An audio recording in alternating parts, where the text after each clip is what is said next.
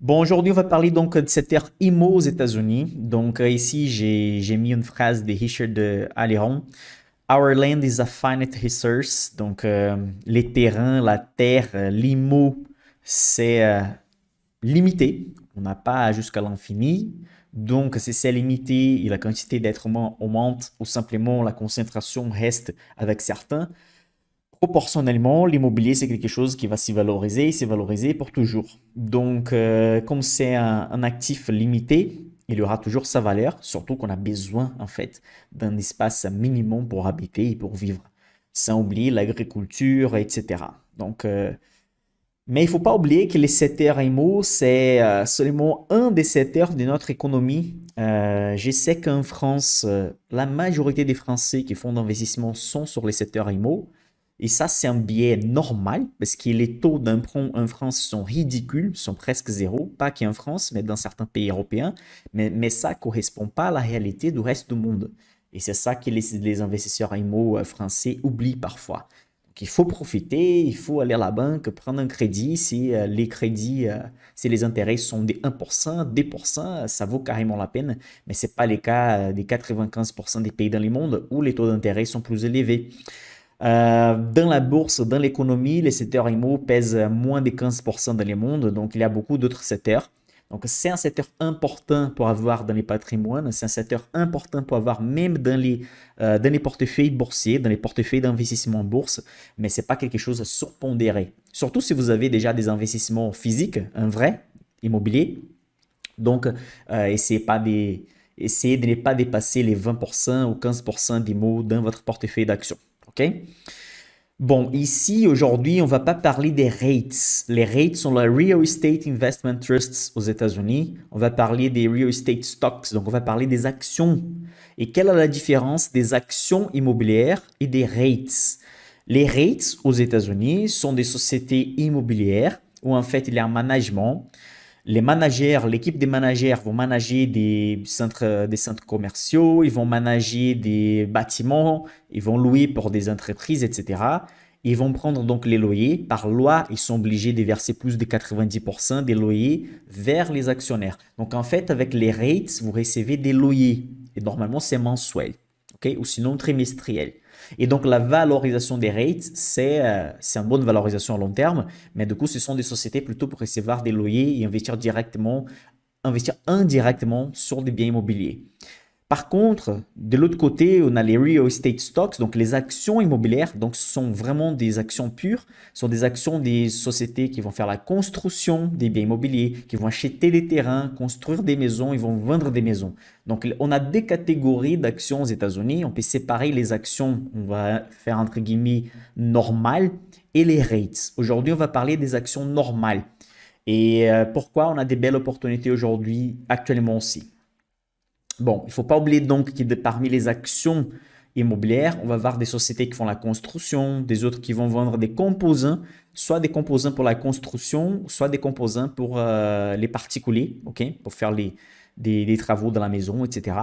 On a des sociétés qui vont faire la vente d'équipements, il y a des autres sociétés qui vont faire les designs, l'architecture, la construction aussi immobilière. Ok, donc on a plusieurs sous-secteurs dans les secteurs immobiliers. Ok. Bon, ici, on a un graphique très important. Ça montre les taux d'emprunt des 15 ans aux États-Unis. Comme vous voyez, depuis les années 90, on avait des taux de 8-9%. Ça commençait à descendre. Donc, ça diminuait.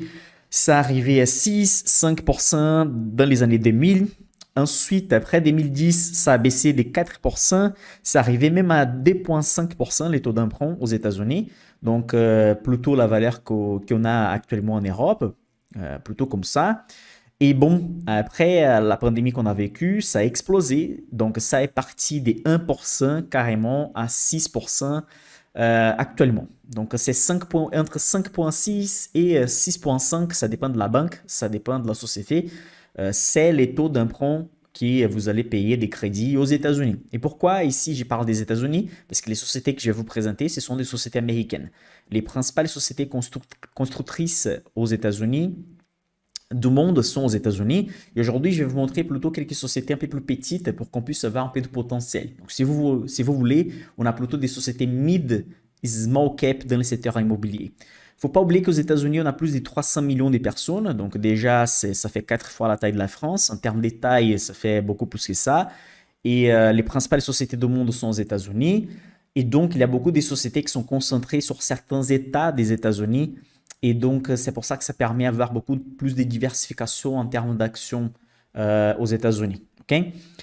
Michael, pourquoi tu montres ces graphiques-là? Parce que si les taux d'intérêt montent normalement, ça va impacter les ventes. Imaginez, quelqu'un avant pouvait payer la maison avec un intérêt de 1 ou 2%, et maintenant il faut payer 5 ou 6 ou 7. Donc si avant, après, par exemple, avec un crédit de 20 ans, la personne allait payer presque 2 fois les prix de la maison, avec un intérêt de 7%, après 20 ans, elle va payer 4 fois les prix de la maison. Il y a, il y a évidemment donc un inconvénient, mais d'autre côté, il n'y a rien qui va garantir la baisse des taux. Peut-être ça peut augmenter. Donc les gens qui vraiment vont payer les loyers, et les loyers, ça fait plutôt la même valeur que les crédits mensuels, bon, la personne va continuer à acheter. Il y a aussi une autre variable. euh, les riches et la classe moyenne s'en foutent si l'intérêt c'est 6, 5 ou 7. Ils vont acheter la maison, que ce soit avec les montants total à 100% ou ils vont payer la mensualité sans aucun problème. Il y a aussi un autre sujet important parce que tout le monde regarde ça et pense que l'immobilier c'est mort et c'est pour ça que les sociétés immobilières sont vraiment à un bon prix actuellement.